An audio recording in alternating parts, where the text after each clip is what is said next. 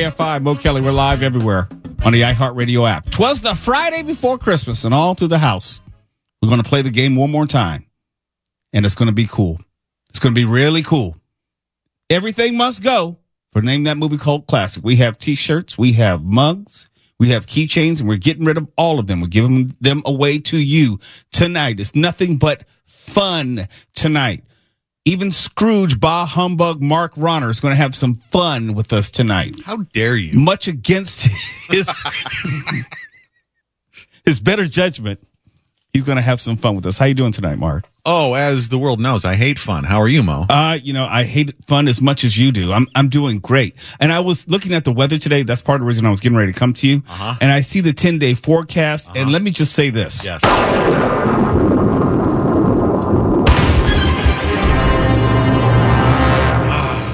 There we go. There's a very, very small chance of precipitation between now and like January 3rd of 2025, but it's highly unlikely that we'll see any actual rain. But the temperature is going to be a nice steady 70 degrees for the most part between now and the end of the year, starting into next year. And it kind of reminds me, this is why I live in Southern California. This right here. I don't like weather extremes. It's the holidays. We've had this discussion. You hate a white Christmas. What's why got to make it about race? Well, I knew you were going to take it there too. You hate a white Christmas. You hate Bing Crosby. I'm trying to think. Have I ever been anywhere? I guess in Washington D.C., but it wasn't on Christmas Day. But I've been places in December where it was really, really cold and it was snowing. And I thought in that moment in D.C., in Chicago, and New York especially, I would not need snow to enjoy Christmas. I was out in New York. I stayed there 2 weeks. It was not long after the New Year for the Grammy Awards. The Grammy Awards were in New York when I was there, and we basically lived out there, and it was snowing most of the time. And I quickly reminded myself, I don't need to live out in this type of weather. We're just coming off the holidays. I don't see any enjoyment in having snow and cold as part of my Christmas. I could do without. I think you'd enjoy a nice Christmas holiday in Afghanistan. Please send a postcard. No. I didn't say I wanted that. I didn't say I wanted sand. No. You'd like. I feel sorry for you now that I've never thought of this before. You've probably never gone sledding. No, you're incorrect. Really? When I was in college, went sledding. Informally. What I mean by informally is we'd have our snow days, and then we would take the trays from the cafeteria and slide down the hill on the trays. Well, okay, but when you're a kid, you need like the full Calvin and Hobbes flying in the air. I was going to get there. I said that was the informal. Formally, there were some folks on campus who had actual sleds that we used on different parts of the campus to go around, and there were. Georgetown's campus back then, there were a lot of undeveloped hills, and that's where we would go play in the snow and quasi ski down them and sled down them with real, like the red wagon type sleds. Okay. I love California and I like living here, but I had that aspect of my childhood because I lived about a half a block away from a hilly golf course, and we used that to sled on. And it was so much fun because always, some homicidal/suicidal psychopath would build a jump at the bottom. Of course. And you didn't always see the jump. And so, more often than not, you were airborne for a good amount of time. And I'm lucky to have a mostly full set of adult teeth. Tuwala Sharp can speak on this issue as he's had an old-fashioned formal white Christmas before. Absolutely. Oh, so you don't hate a white Christmas? No, I loved it. For a moment, a brief moment. So you tried out the white stuff and decided it wasn't for you? It's not for me at all. It's packed too tight. It's very dense. Yeah. Cold. I can't deal with it. Shoveling it is hell. Icing, waiting for the ice truck to come through, hell. Pulling up to a stop sign and the car just moving by itself, just sliding and having everyone sitting in their cars waiting to like go into the embankment on the side. There's nothing scarier than being in a car slowly sliding towards an embankment. Now that has happened to me, and I don't ever want to drive in the snow again. Oh yeah, that's happened to everybody. I mean, I've been on a highway with black ice and had the car just abruptly go into spins, wondering, is this it? Is this the end for little Rico? Have you ever busted your ass just walking on black ice? Oh, everybody has. Yeah, sure. Okay, well, I'm just making sure. I don't know what your experience is like. Well, I just want the record to reflect that the two of you have made clear that you've settled into a lifetime of anti-white Christmas. No, I'm anti-extreme temperatures. I don't like humidity. I like it warm. I don't mind it hot, but I do not like humidity. No, I don't Part either. of the reason why I would never want to live on the East Coast again. Would never live in Florida. Every time I watched Dexter, I always wondered, how can they stand that? The being sweaty all the time would bother me worse than being dismembered. And that brings me back to California. For all that we collectively can admit is less than perfect here in Southern California, weather like right now, that's part of the reason why we're paying more than most people. I'm quite sure that people may say, well, there are no state taxes in Texas and Florida. It's not California. I'm sorry. It's nice to visit. Would not want to live there. And part of the reason is like right now, it's going to be 70 degrees for the next 2.5 weeks. That's the way you should celebrate the holidays. Well, in terms of Penn State taxes, you get what you pay for. So unlike Texas, we can keep our electrical grid on. And we don't have to worry about it. We don't have to worry that it's going to freeze over and stop working for a week. No, Yeah. Taxes serve a purpose if you live in a, quote, society, which I think we do. Well, the flip side of that is that I know the people in Texas say, well, our power companies don't set the whole state on fire. Then there's that. Well, they have no trees. Well, but I'm saying PG&E, they were setting some fires. I'm confident that we could win that back and forth, okay, between California and Texas. I think so, too. I'm just seeing both sides. I mean, there's a reason I moved here and not Texas. Yeah, but you came from Seattle, where it was just raining 7 days a week. If I were suicidal, I'd know it by now. And that's one thing I don't particularly care for either, extended periods of rain. I don't mind rain here and there, like for 20 minutes on one day. You're worried about your hair? No, I just don't like the rain because, one, I usually have a long drive, and California people cannot drive in the rain. And also, rainy days and Mondays always gets me down. It doesn't rain as often as people say in Seattle. We put that out there as propaganda to keep people from moving in because it was really getting crowded, and whiners and Karens from all over the country were crowding everybody else out and making it too unaffordable. Yeah, it was really expensive, though. I've been up there. I just haven't tried to actually look for a place up there, but it's kind of expensive if you're trying to rent a place or buy a place. So here we are with a green and possibly flaming Christmas. Yes. Okay. That's the way it should be. Die Hard style. Well, Christmas Eve, not a cloud in the sky. Go down to Nakatomi Plaza, get some, Twinkies, and save Los Angeles from the terrorists. I am a proud Angelino now, and I embrace it. No, you're not an Angelino. You just live here. You're not an Angelino. You don't get to decide that. I do get to decide. There's no host privilege on that. He's been here 6 years. That doesn't make him an Angelino. He's just a transplant. Well, what do I got to do? Eat some chitlins. No, negatory on that. That's not going to happen. Not for anyone's Christmas gift. Well, speaking of California, when we come back, we do have an earthquake update because living in California, you got to deal with the earthquakes. I'm going to tell you about some of the technology which is being upgraded in regard to that and more. And remember, name that movie called classic. It's Everything Must Go Tonight. T-shirts, keychains, coffee mugs, but only for first-time callers, okay? And the movies I picked tonight, Mark, I think they're going to be too difficult for even you, some of them. Not all of them, but some of them. I had to go kind of obscure because the theme tonight is holiday films. Mm-hmm. It could be Hanukkah. It would be Christmas. It could be a movie which has a Christmas scene, but is not a holiday movie overall. It's not going to be easy. I had a revelation a couple nights ago that John Carpenter's The Thing is a Christmas movie. Where do you stand on that?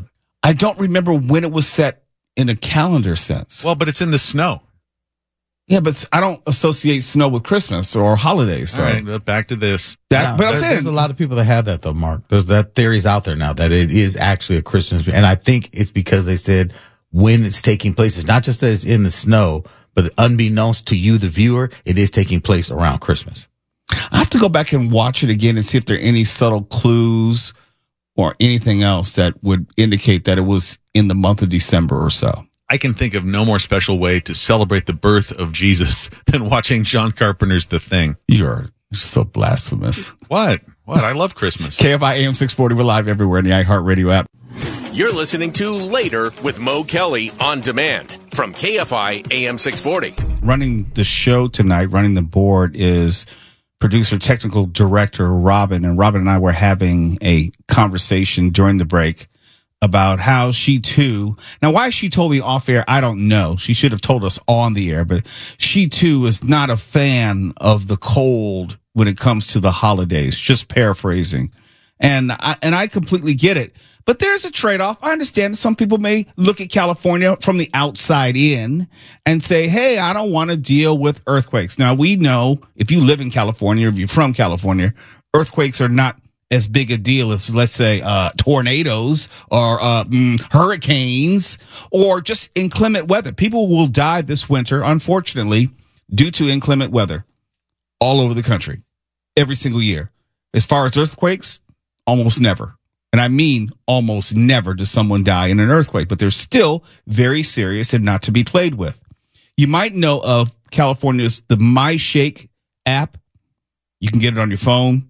And in some instances, it will give you up to some 15 seconds warning before an earthquake should start. According to state officials, more than 3.7 million people have the app, and more than 500,000 people combined received a notification from MyShake for 2 recent earthquakes as much as 15 seconds in advance. And the MyShake app is run by the Governor's Office of Emergency Services and the UC Berkeley Seismology Lab. And it usually works with stronger earthquakes, but it can give you a notification for earthquakes as small as 2.5 on the Richter scale. Now, I have not added the app to my phone. Maybe they've changed it, but when I first put it on my phone, it required me, at least to work, it required me to have my location on all the time. Well, that just burns my phone battery. And depending on the phone you have, your phone won't last too many hours if you have the location turned on all the time. So I said, I can't use that. And I was thinking out loud, again, hopefully they've changed it. Why does the app need to know my location? Why is it I can't just put in my zip code or a zip code and it will let me know about any earthquake within a 30-mile radius? That would make more sense. Why do I need my location on? What is this supposed to do when I'm in Chicago next month?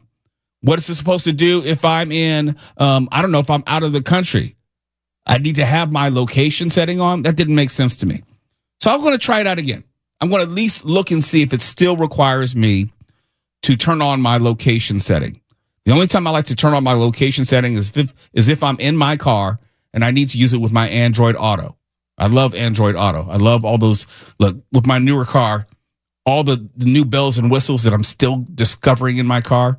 It's fantastic. And the only one who understands that is Tuwala, because our cars are similar enough with a lot of the same features. We get to do the same things.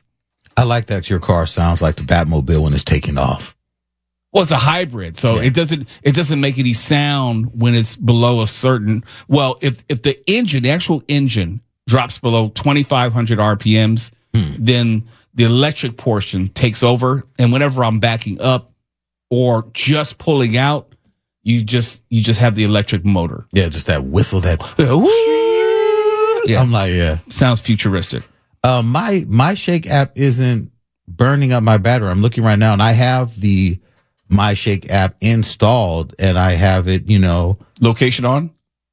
Yeah, it's not burning, but it's not taking up a whole bunch of my battery. Okay, I'll give it another try. Yeah, and the Governor's Office of Emergency Services, and I told you UC Berkeley Seismology Lab put this together, and there are some new upgrades, and they say that the tool will allow more people to receive an early warning when a strong earthquake is imminent. And there's some other improvements, new availability on Chromebook laptops and devices running Mac OS, tablets included. So that might be a viable alternative. I have a Chromebook with me all the time, but I assume it has to be open and on as opposed to my phone, which is always open and on. Their audio messages in 6 languages, updated to include a calm but urgent voice. I guess they don't want to panic you in any way. English, of course, Spanish, Chinese, Tagalog, Korean, and Vietnamese. There's also information for seismic activity as low as I said before, 2.5, while early warning alerts will remain only for a magnitude of 4.5 or higher.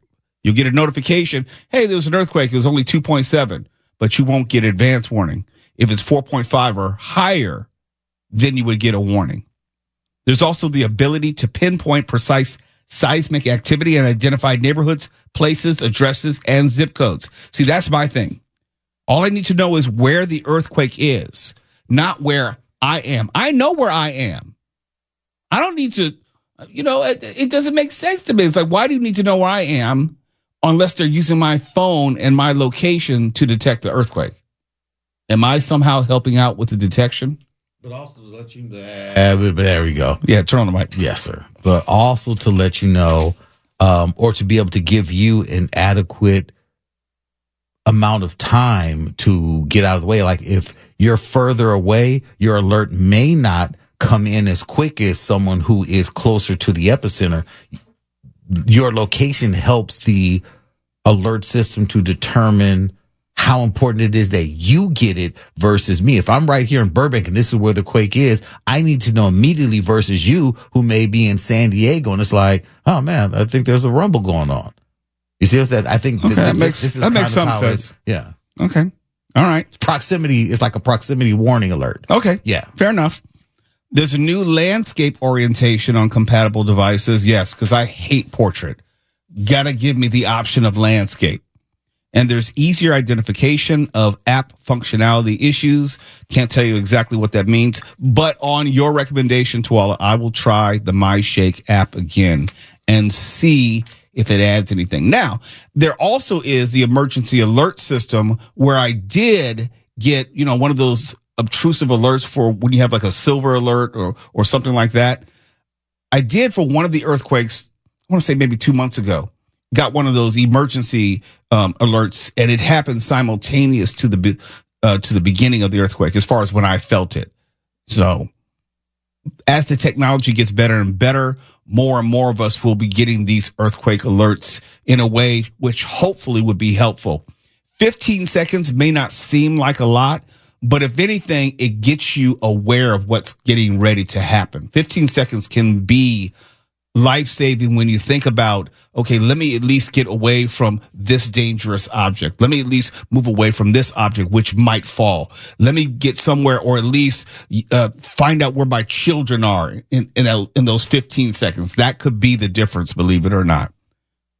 It's later with Mo Kelly, KFI AM 640 live everywhere on the iHeartRadio app. And some Americans, and I might count myself as one of them, some Americans are over certain Christmas traditions. Some people are over the food. Let's stop doing the whole traditional turkey thing. Let's do spaghetti instead. Or some people are over just a whole gift exchange. And I think it might be generational. When we come back, we'll find out who wants to change everything and why. You're listening to Later with Mo Kelly on demand from KFI AM 640. And Americans, and I might be included in this group, are just over Christmas traditions, air quotes, and want to swap traditional turkey for all-time favorite takeout. I'm not going to go that far, but there are some Christmas traditions, at least within my family. You know what? I've been doing them consciously for the past 50 plus years. I'm about ready for a change. There's certain things that, since I'm getting to that point in my life where I get to be the old guy in the house, I get to choose my chair, and the kids sit around my knee, and the grandkids, that kind of thing, I actually get some of the privileges that come along with it. In other words, I get to make some of the decisions, like what channel the TV is going to be on. In other words, what sporting event do I want to watch? No, I don't want to do karaoke with the family. No, I don't want to do Baby Shark sing along with the young kids. I just want to watch what I want to watch. And it's usually the basketball games, the NBA games, which are on Christmas Day. But beyond me, there is a poll of 2,000 adults who celebrate and are pretty much bored with the usual Christmas customs and would like to see more unusual alternatives during the lead up to Christmas. It was revealed that 47%, almost half, would prefer to spend the whole day in their pajamas rather than getting dressed up. Yes, yes, yes. I would like to walk around the house with my stank-ass drawers on and leave it at that. I don't know about anyone else, but, everyone feels the need in my family to get dressed up. We're going over to my sister's house for Christmas, so all the food will be over there. So that means I have to get on my pressed shirt, maybe some non-jeans, semi-dress shoes, and I would rather just walk around the house in my underwear. I would rather that and watch the basketball games. That's just me, but I'm not alone. And some 18% like the idea of doing a friends-only Christmas. 35% would choose to focus on quality time together over elaborate gifts and decorations. I agree with that. And a number of people would like to just switch out turkey for like a good burger. Now, that's where I draw the line. What about tacos? Nope. I'm a traditionalist when it comes to the food because the food is what triggers the nostalgia and the memories. And as I get older, connections to people who are no longer here are through the food, like my mother's macaroni and cheese. Or if we sit down and we have the turkey and my sister is making the banana pudding, for example, using the recipe of my mother's mother. So the food, at least in my house, is very important in a tradition sense. But I'm encountering more and more young people who rather throw the baby and the bathwater out and dispense with all those traditions, including the food. Now, for Thanksgiving, for instance, my cousins took over hosting Thanksgiving, and it was a real treat because, they're younger and they want to let's bring the family together. Y'all come over our house and we'll do this. And instead of the regular Thanksgiving menu, they sent out a menu that had appetizers with autumn harvest salad, roasted cauliflower, and hummus and tomato jam. That doesn't sound and holiday-ish. And deviled eggs and a charcuterie. There you go. That board right there. And I said, okay, cool. That's like the appetizer, kind of like, finger foods. Okay. But then the entrees, I was like, and this is for Thanksgiving, right? This is Thanksgiving. Okay. The entrees were very different with lemon herb roasted chicken, jerk turkey, Jamaican pimento beef pot roast, veggie rundown, which is a veggie stewed in coconut milk, miso glazed salmon, and oxtails. And I said to myself, this is different. Delicious? Hell yeah, they can cook. But I said, this is different. I wouldn't want that on Thanksgiving or Christmas.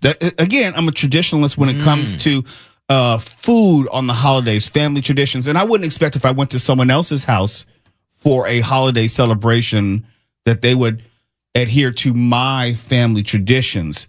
But I would hope that house had their own family traditions. I believe that's a tradition day when it comes to food.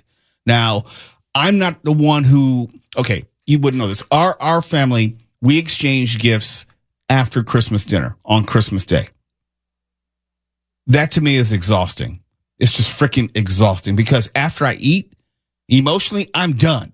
I'm checked out. I'm in the chair. My pants are unbuttoned because I'm so full from the meal. And, maybe I need to go outside and burp and fart or whatever. I'm just done. I don't want to have more festivities at that point. The dinner for me is a shutdown zone. I don't want to do anything after that. Well, we all go into food comas after a big holiday dinner. Hello? Why is it no one in my family understands that? I don't. You don't go into food comas? No. Oh, because you're not 35 yet. Well, also, my family doesn't really get together that much, even for holidays. But even if you are with a group of friends or extended family, is food a big thing? No. Okay. All right. And see, also, I usually just eat until I'm full. What's wrong with you? No, but look, I dig it. and I did where you're coming from, Mo, but this year, like me and my immediate family, we're doing away with the turkey and this and the other. Look, we are going to get ribs, and we are going to have a soul food rib smacking Christmas dinner because we're just tired of all that No, other that stuff. sounds man. good. That sounds really good. Let me just break it down. Our family will usually we'll have the turkey. We'll have yams as part of the meal. Okay. We'll have the sweet potato pie as part of the dessert. We would have macaroni and cheese, my mother's macaroni and cheese. Obviously some sort of stuffing, and we have so many family members. We'll have the vegan stuffing and the stuffing with meat. We'll have the collard greens with meat and collard greens without meat because we have so many vegans and vegetarians in our house. I know I'm being dismissive, but those are the staples. Yes, there'll be cranberry from the can on the table. I don't touch that stuff, but those are the staples.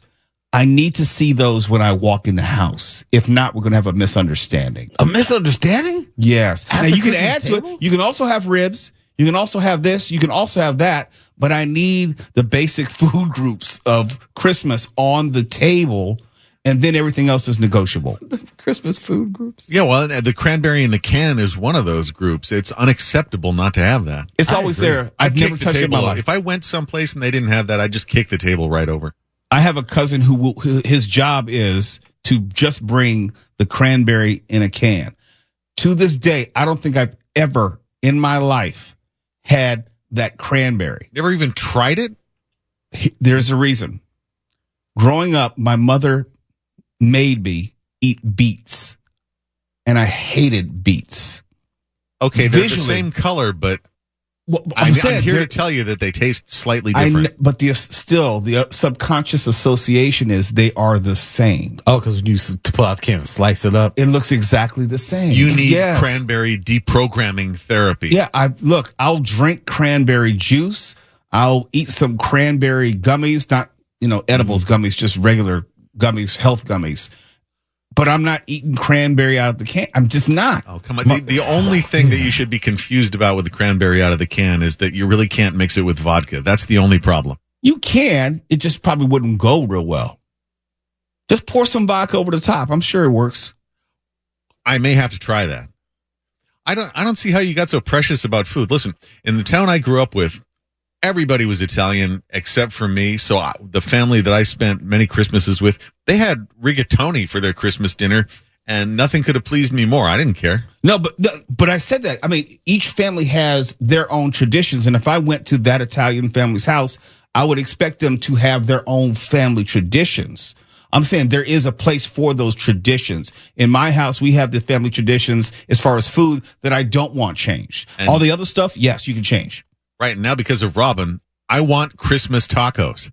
With a little cranberry dressing on top. Yes. It makes Oh my perfect sense. gosh. Christmas tacos. Christmas Have you, tacos. Why Mark, not? have you had the Thanksgiving sandwich at like Firehouse Subs or one of those places where they have the Thanksgiving sub that has the turkey, the dressing, the cranberry sauce, and the gravy? No, but I'd eat that. I'd eat Oh that. my God. Now, I is would eat that. Decadently delicious. No, I would eat that, but not on Thanksgiving. I would eat that like the next day or something. You can get it. And they use sliced cranberry. No, they don't. I'm playing. No, They don't mess with me like that. They don't. Send the information to me. Yes. So then I'll definitely want some of that. When we come back, we have, well, I don't want to say. I want to say. But there are more traditions. I think I have to be careful about telling all my family's business because then I'll go home. This is one thing I do want to say to all. You always talk about we always have people coming over to the house. I got great news today. I got great news. I'll be coming. No. It's even better than that. Better than that. Someone's not wearing pants. You got that right.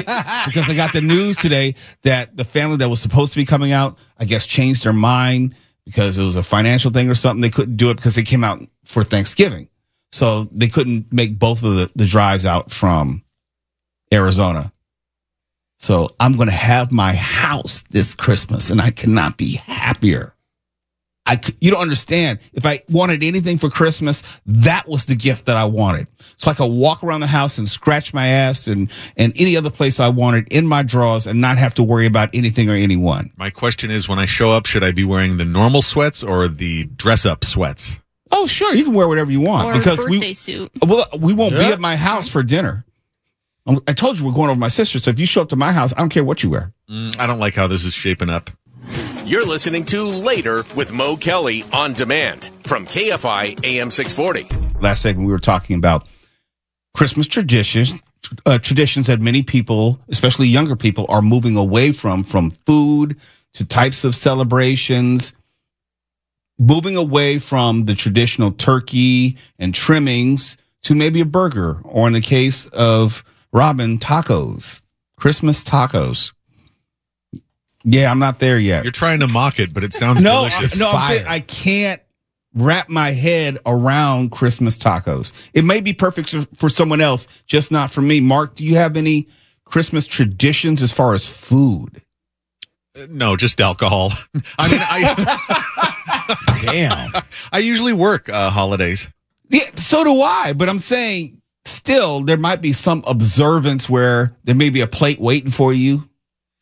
No, I wish I could say no. I'm usually working, and I had really untraditional holidays when I was growing up. Like I said, I was like the Tom Hagen of the Corleone family in Spokane, Better Washington. than being Frodo.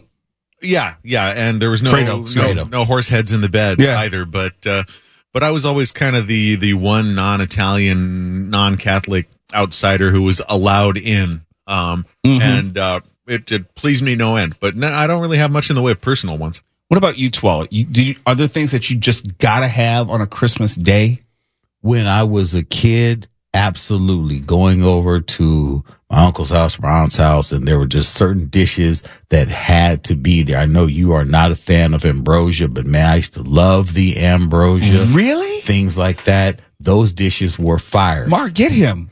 I don't really know what to say about that because I thought that was strictly for people over the age of 80. Yes. And I've noticed that you have teeth, so I don't understand this. Look, you know what? I will make you some fire ambrosia and you will eat Yeah, it what's and in like your it. ambrosia, It's a hell which of a is threat. different from everyone else's ambrosia? Yeah. I'm going to get the family recipe. My family's recipe for ambrosia is delicious. I'm going to pull it out and I'm going to bring some so you can say, damn it, make this ambrosia all the time. You actually look forward to ambrosia? That's something that I would. But now I don't want any traditions. Like I said, when my mother said, hey, how about we say, damn the turkey and go with something we all want, like ribs, something where we're going to actually eat the food and not have it sitting around forever and try to make turkey this and turkey that and giblet. No. Let's have the ribs, eat them, have a lip smacking good time. I would make gumbo, but I just don't think I want to make Christmas gumbo. Even though Christmas gumbo can be fire. Oh, that sounds good. Yeah, see, that wouldn't surprise me if I were like in New Orleans and that was a part of someone's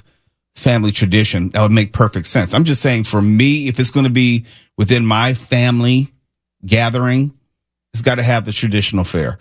You can add to it, but don't subtract the stuff that I'm looking forward to. Okay, or we're going to have a misunderstanding, and I'll probably turn around and walk out.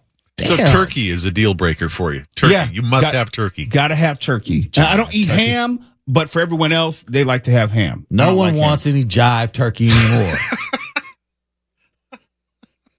What about macaroni and cheese? If I'm making it, yes. Okay. But I don't need it. Sometimes I look at it and I'm like, all this is going to be a painful stomach. All this starch and this. It's like I want something that I want to eat and be happy about it and not eat it because it's there, because I grew up with it.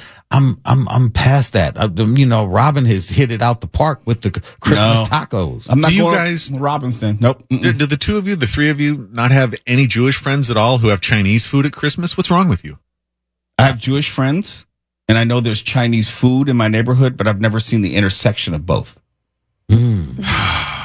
Okay. Me either. Now, I'm quite sure they have their family traditions when it comes to Hanukkah, but I don't know about Chinese food.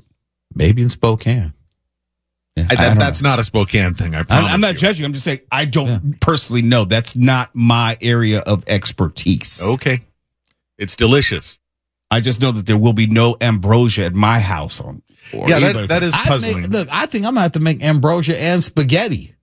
That's fine. Just don't call it Christmas. He's threatening us with it. No, it will be for Christmas Eve. The Savior will not approve.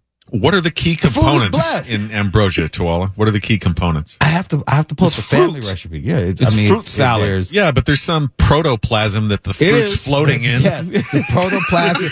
It's usually made of a special ingredient. Each family has their own. It has that a they use. viscosity. Yes, it does. It has to have a viscosity. Got to have the mushrooms. You have to. I'm not the mushrooms. The What? marshmallows.